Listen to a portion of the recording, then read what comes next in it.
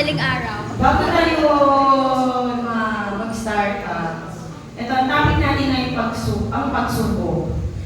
Dito sa text na to, dito sa Santiago 1:2-8, sabi dito, mga kapatid, magalak kayo sa tuwing dumaranas kayo ng mga pagsubo, sapagkat alam ninyo nagdudulot ito ng katatagan sa inyong pananampalataya. Kaya tiisin ninyo ang mga pagsubok upang maging ganap at walang anumang pagkukulang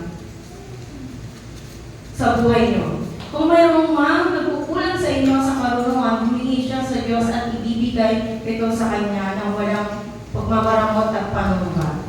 Ngunit dapat magtiwala ang humingi at huwag magduda, dahil ang taong nagdududa ay katulad ng alon sa dagat ay tinatangay at pinapadpad ng hangin. Ang ganitong tao hindi dapat umasa na may matatanggap mula sa Panginoon dahil nagdadalawang isip siya at walang katiyakan sa mga ginagawa. Bago tayo magsimula sa aking pag-aaral, tanuan mo na lang.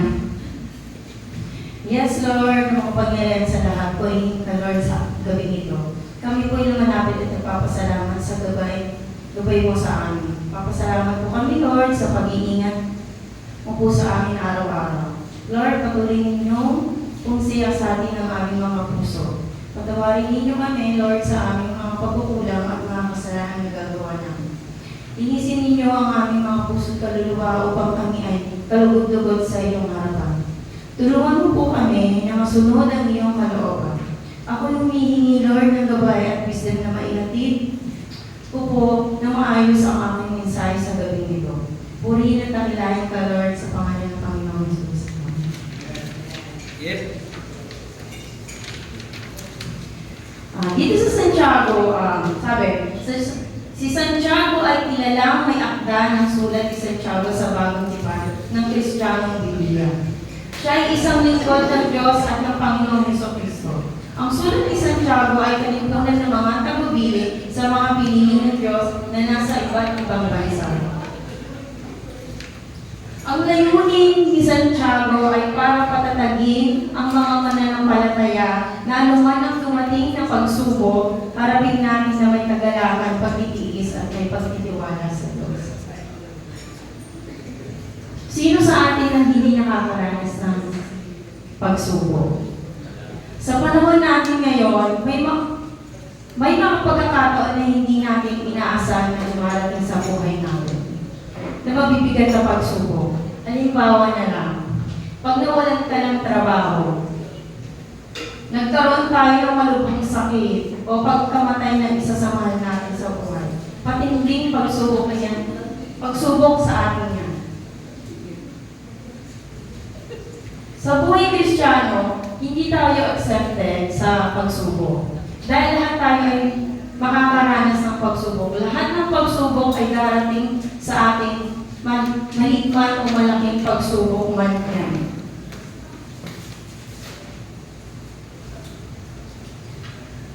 Ang layunin ng ating pag-aaral ngayon ay matuto tayo bumarang at magtagumpay sa pagsubok. Tanong, paano ba dapat nating harapin ang mga pagsubok? May 3 punto ako na nais bigyan diin ngayong araw. Una, harapin na may kagalakan. Sabi, verse 2-3, mga kapatid, magalak kayo sa tuwing dumaranas kayo ng mga pagsubok, sapagkat alam ninyong nagdudulot ito ng katatagan sa inyong pananampalataya. Tanong ulit, bakit tayo dapat magalak sa tuwing may pagsubok? Dahil gagawin tayo itong matatag sa ating pananampalataya. Mga kapatid, magalak kayo tuwing dumaranas kayo ng pagsubok dahil nagiging matatag tayo at dito nagiging matatag ang pananampalataya natin kapag napagtagumpayan natin ang pagsubok na dumating sa atin. Kaya anuman ang dinaranas nating problema sa buhay, labanan natin sa tulong ng Diyos. Huwag tayong magmukmok sa isang tabi. No? Relate yata ako na. Dito,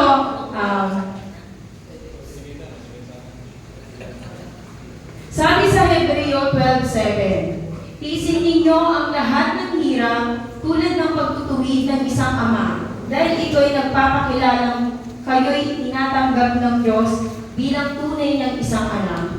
Sino anak ang hindi dinidisiplina ng kanyang ama? Huwag nating isipin na ang mga nararanasan natin ay kaparusahan. Ito ay pagdidisiplina ng Diyos sa atin. Dahil tinuturing niya tayong mga anak at ang gusto ng ating Ama ay mapabuti ang pamumuhay natin. Share ko lang din po Sige lang. time na yun,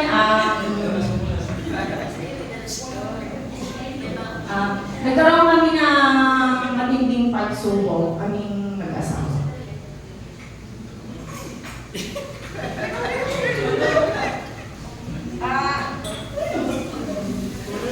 Dito sa pagsubok na to, parang dito ako napalapit sa Diyos.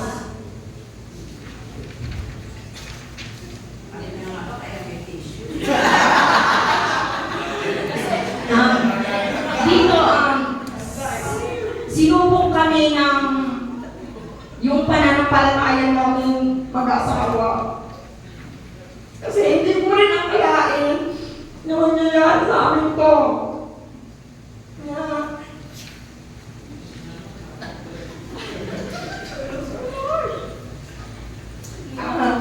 Kaya, yung time na to, ang mahirap na tanggapin na sa akin na siyempre siya, mananampalataya na siya ako hindi pa ako parang seryoso that time, di ba yun? Kumain na ako, parang simbang uwi, gano'n sa pastor. Tapos, nung time na yun, nagkaroon na to ng pagsubok sa akin, sa buhay namin. Parang dito ako, lalong nakalapit kay Lord na gusto ko nang laging umatin sa church, tapos gusto ko nang laging umatin sa mga gawain ng church. Tapos, yun yung, tapos nakakagawa na ako ng devotion, dati talaga hindi ako nakakagawa Yun yung, talagang parang trial din talaga sa akin to, na napakahirap. Tapos,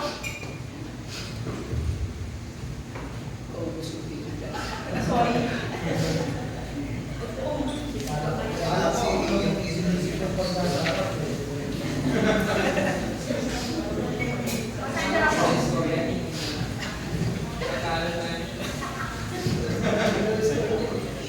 Tapos, ito yung time na rin na sinubok pa rin kami ng sinubok din ako ng pananampalataya ko kasi ito yung time na parang papalapit na ako, lumalalim na yung relasyon ko kay Lord. Yung time na baka gumagpas ko ata. Iba nagkayayaan ng friend.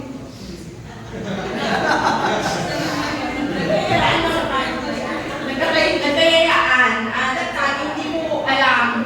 Ay, yung time na yun na nagaya sila, dapat sa SM North kami. Hindi natuloy kasi nga, hindi na payagan yung isang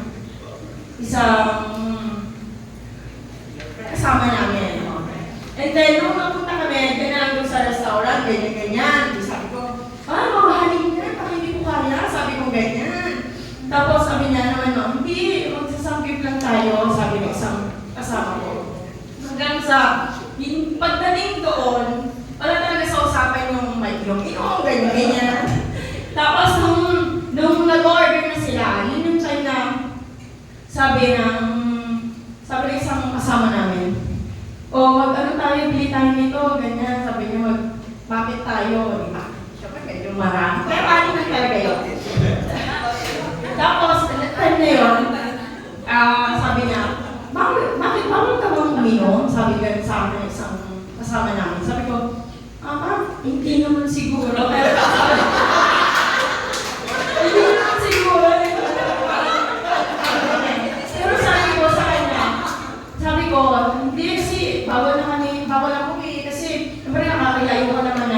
Ayoko naman na anuhan ako ng mga kasama ko na nagiinom. Sabi ko ganyan. Tapos, nung tayo, sabi niya, grabe ka naman, ingay lang naman kasi magpapasko. Sabi gano'n. Eh, syempre, ayun, hindi mga believer yung mga kasama ko.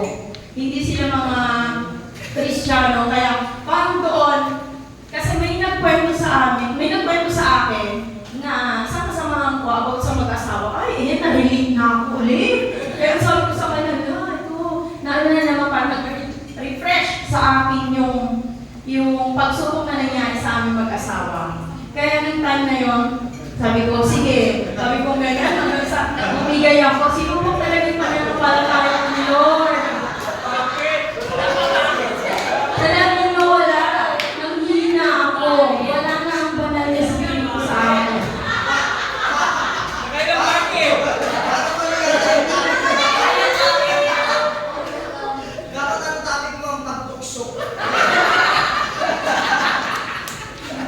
At that time na yun, ayun yung, tapos, wala na rin sa time na yun na yung mag-lalaki.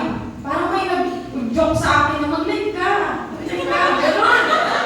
Mag-live ako. Mag-live ka. Sabi sa akin ni Brad Edgar, mag-live ka pa. Sabi ko, ha? Sabi ko ganyan, binura ko yun, hindi naman ako. Tignan mo, sabi na gano'n sa akin. Eh ba, tingin ko pala, nakapost. Tignan na, hindi ko naman pinost talaga yun. Tapos sabi ko, sorry, sabi ko ganyan, hindi ko talaga. Pero nung nangyari yun, alam niyo, nasa huli talaga ang pagsisisi. Kasi, nung time na yun, ako nang iyak kasi, sabi ko, ay, na naman.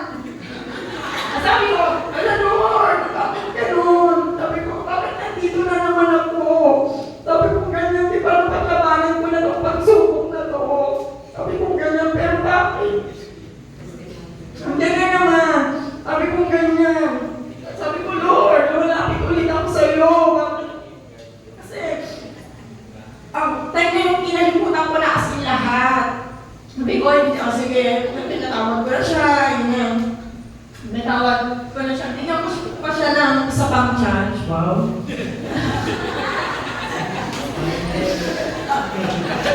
Ng isa pang chance na baguhin namin yung aming pamilya. Sa tulong ng Lord, ayun, naging okay naman po kami. Naging, lalo kami lumalim sa Panginoong Diyos. At lalo gusto ko pang lalong makilala si Lord sa aking buhay. Dito, ginagamit ng Diyos ang iyong pananampalataya para hubugin ang aking pagkatao. Hinuhubog ng pagsubok ang ating maka-Diyos na pag-uugali at bibigyan tayo ng kakayahan na maganap sa ating mga pagsubok sa buhay. Sapagkat alam natin ito ay magbubunga ng pagtsatsaga. Number 2, harapin ng may pagtitiis. Sabi, kaya tiisin ninyo ang mga pagsubok upang maging ganap at walang anumang pagkukulang ang buhay ninyo. Kung mayroon mang nagkukulang sa inyo sa karunungan, humingi siya sa Diyos at bibigyan ito sa Kanya ng walang pangmaramot at panunumpa. Sabi sa 4, kaya tiisin ninyo ang pagsubok upang maging ganap at walang anumang pagkukulang ang buhay ninyo. Dahil ang pagtitiis ay nagbubunga ng kaganapan ng isang mananampalataya at hindi na siya magkukulang pa. Ang pagtitiyaga ay nagpapatibay sa ating pananampalataya. Sino ang nagbibigay sa atin ng tiyaga na pagtibayin ang pananampalataya natin? Sabi sa Filipos 4:13, ang lahat ng ito ay magagawa ko dahil sa lakas ng kaloob sa akin ni Kristo. Ang Diyos ang magbibigay sa atin ng lakas ng loob na tiisin hanggang dulo ang mga problemang hinaharap natin. Tanong ulit, ano dapat natin hingin sa Diyos kapag tayo ay nakakaranas ng pagsubok? Sabi sa verse 5, kung mayroon mang nagkukulang sa inyo ng karunungan, humingi siya sa Diyos at ibibigay ito sa Kanya ng walang pamamaramot at panunumpa. Ang Diyos magpakailanman. Kaya sino man ang humingi ng karunungan o kaalaman, tayo ay bibigyan ng walang pag-aalinlangan. At siya ang unahin nating hingan ng tulong o lapitan sa mga hinaharap nating pagsubok. Share ko lang ulit. Itong time na yun naman, nagkaroon nga kami ng pagsubok ng aking asawa.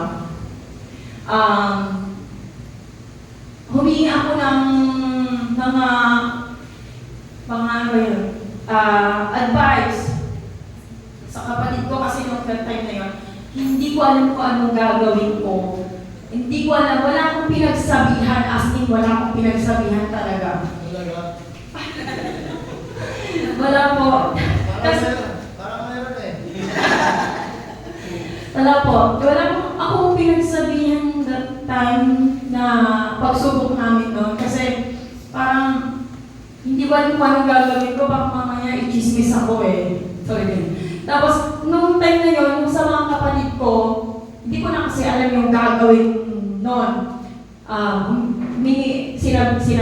Sinabi ko sa mga kapatid, alam mo pag hindi pa na talaga believers yung pinagsabihan mo, negative talaga sasabihin sa inyo. Alam mo kung bakit? Ang sabi ng mga kapatid ko, sabi ng nga ba, gagawin niya yan eh. Tapos sabi daw nung bayo ko Miche, na naginit daw siya na mangyayari daw yun, parang gano'n na, diba, sabi ko sa inyo eh, kaya niyang gawin niya eh. Kasi, nung time na yun, nagtataka ako bakit nangyayari sa amin to. Eh, kasi, di ba, malapit siya sa church, elder pa siya noon. Tapos, ako mananampalataya na kaya hindi ako nagsiseryoso para ng time na rin. Tapos, ewan ko parang sinubok talaga kami ng pananampalataya namin. Hindi ko alam kung bakit nangyayari to. Pero ang sabi ko, Lord, bakit? Lord, sabi ko ganyan, ito ba yung paraan mo para lumapit na ako sa'yo? Sabi ko ganyan. Kasi, siguro kung hindi pa dahil dito, hindi pa ako masyado siguro kay Lord eh. Pero, dahil sa nangyari, talaga napalapit at gusto kong lumago ang aking pananampalataya sa Lord. Tsaka, nagtanong din ako ng advice na sa tatay ko at sabi ko, tay, ano gagawin ko? Ano ba? Hiwalayan ko na ba? Sabi ko ganyan. Sabi niya, pag-usapan daw namin yan kasi merong pagkakataon daw talaga na sa mag-asawa ay susubukin ang inyong relasyon. Pero ang sabi ko, tayo parang hirap naman, pero ang sabi ko nga, na walang perfectong buhay, na kahit Kristiyano, kahit ano ka dyan, magkakaroon ka ng pagsubok ng hindi mo nalalaman talaga. Tapos, sabi nito, kaya naman humingi tayo sa Diyos ng karunungan o kaalaman sa pagharap ng pagsubok. Humingi tayo ng tulong na bigyan tayo ng gabay sa pagharap na matitinding pagsubok upang maging tama ang maging desisyon natin dahil siya ang nakakaalam na lahat. Nung that time na yun na nangyari, nung una sabi ko, nalunod lang ako dahil sa tulpo pero pang piling ko ako na magpapatulpo. Oo, kasi inisip ko, gusto ko na siyang magpatulpo pero makikita yung pagmumukha ko. Oo, makikita yung pagmumukha ko. Tapos parang kahihiyan ko dun eh. Sabi ko, Lord, sabi ko, siyempre sabi ko, Lord, dun ako humingi ng gabay kay Lord. Humingi ako ng tulong kung ano man yung maging, sabi ko, Lord, bigyan mo ako ng tulong kung ano man yung magiging desisyon ko. Kasi ayokong mag-desisyon. Lalo na kapag galing ka, tapos nag-desisyon ka, ang mangyayari kasi niyan, galit yung puso mo, para kung anong masabi mo, hindi mo na may babalik pa yun. Kaya nung time na yun, na naging okay, di ba? Alam mo, nung naging okay na kami ni Brad, nag-usap kami, hindi ko alam kung anong banal na espiritu talaga yung umano sa akin kasi nung time na yun, kasi noon, alam mo yung sabi ko, imbes na magalit ako sa kanya,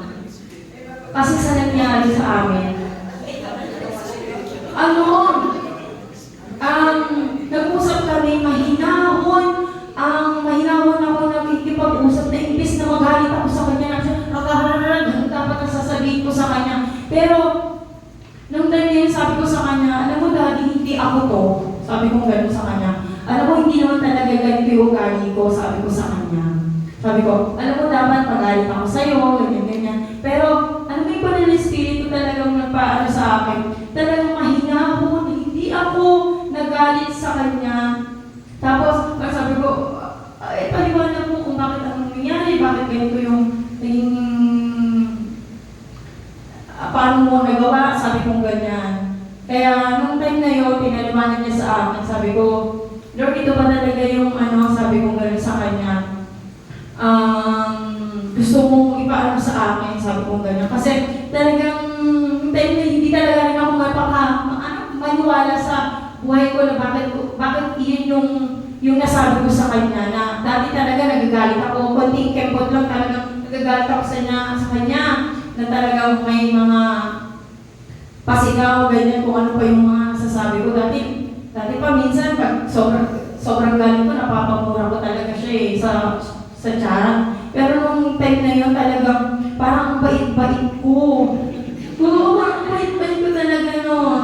Talagang sabi ko, hindi ako talaga hindi ko si Rachel. Sabi ko ganyan kasi ako talaga.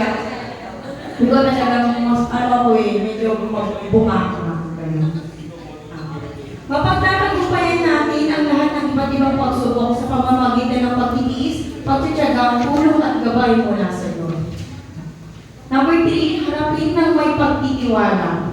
Verse 6-8. Ngunit dapat magtiwala ang humingi at huwag magduda, dahil ang taong nagdududa ay katulad ng alon sa dagat na tinatama ay pinapadpad ng hangin. Ang ganitong tao hindi dapat umasa na may matatanggap mula sa Panginoon dahil nagdadalawang isip siya at walang katiyakan sa mga ginagawa niya.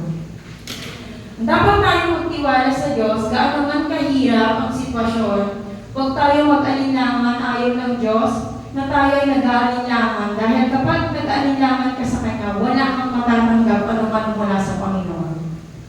Dahil ang taong nagdududa ay katulad ng alon sa dagat na tinatamay, walang direksyon sa buhay.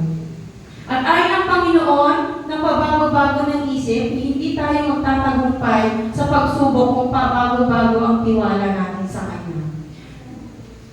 Dapat tayo magtiwala ng buong puso sa ating Diyos para malampasan natin ang anumang pagsubok na dadating pa sa ating buhay. Kaya oras na may mga pagsubok, kailangan natin ng pagtitiwala sa Diyos.